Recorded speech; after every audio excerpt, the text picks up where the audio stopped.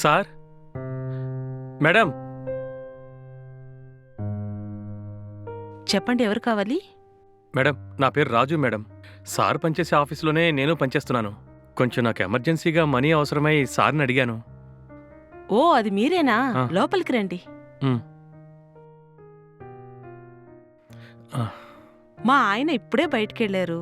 మీకు ఇవ్వాల్సిన డబ్బు నా దగ్గరే ఉంది. మీరు ఇక్కడే ఉండండి, నేను వెళ్ళి తీసుకొస్తాను. అవును, మీరు టీ తాగుతారా, కాఫీ తాగుతారా? ఏదైనా ఓకే మేడం. ఎండలో వచ్చారు కదా, మీకు జ్యూస్ తీసుకొస్తాను. సరే మేడం. ఓకే.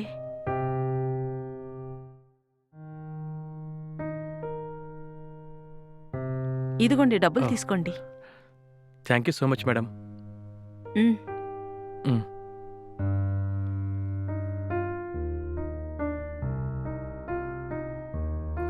మేడం మీరు ఏమీ అనుకోకపోతే మిమ్మల్ని ఒక మాట అడగొచ్చా మేడం? అడగండి. మళ్ళీ అడిగిన తర్వాత ఏం ఫీల్ అవ్వరు కదా? ఏం అనుకోనండి, అడగండి.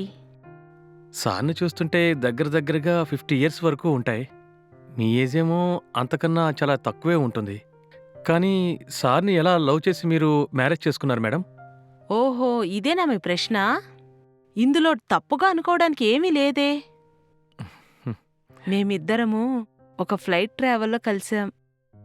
నా ఏజ్ 23నే, అతని ఏజ్ 50.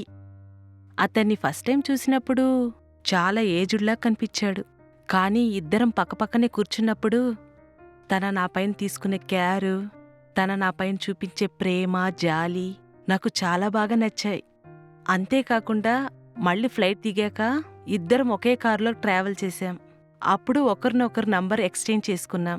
నంబర్ ఎక్స్చేంజ్ చేసుకున్న తర్వాత ఇంటికెళ్ళడం, ఇంటికెళ్ళి మాట్లాడుకోవడం, నా ఒపీనియన్ తనకు చెప్పడం, తన ఒపీనియన్ నాకు చెప్పడం, అలా చేసి లవ్ వచ్చింది. లవ్ వచ్చిన తర్వాత మా ఇంట్లో ఒప్పించుకొని పెళ్లి చేసుకున్నాం. అవునా? కానీ సార్ ఏజ్ 50 ఇయర్స్కి పైనే అని తెలుసుకుని కూడా మీరు ఎలా మ్యారేజ్ చేసుకున్నారు మేడం? అయినా కూడా యవ్వనంలో ఉన్న అమ్మాయిలు అంకుల్స్ని ఇష్టపడతారంట, అది నిజమేనా మేడం? వయసులో ఉన్న అమ్మాయిలకి అంకుల్స్ అంటే నచ్చుతారని అంటారు. కానీ అది నిజమో అబద్ధమో నాకు తెలీదు. కానీ అంకుల్ వయసులో ఉన్నవాళ్ళు వయసులో ఉన్న అమ్మాయిల్ని చాలా కేర్ఫుల్గా చూసుకుంటారని నేను అనుకున్నా. ఎందుకంటే నా లైఫ్లో కూడా అదే జరిగింది. కానీ అది కరెక్టా రాంగ్ అని నాకు తెలియలేదు. మా నాన్న నన్ను ఎలా జాగ్రత్తగా చూసుకుంటారో మా ఆయన కూడా నన్ను అంతే జాగ్రత్తగా చూసుకుంటున్నారు. అది చాలు నా జీవితానికి. ఓకే మేడం, అయితే ఇక నేను బయలుదేరుతాను మేడం. సరే.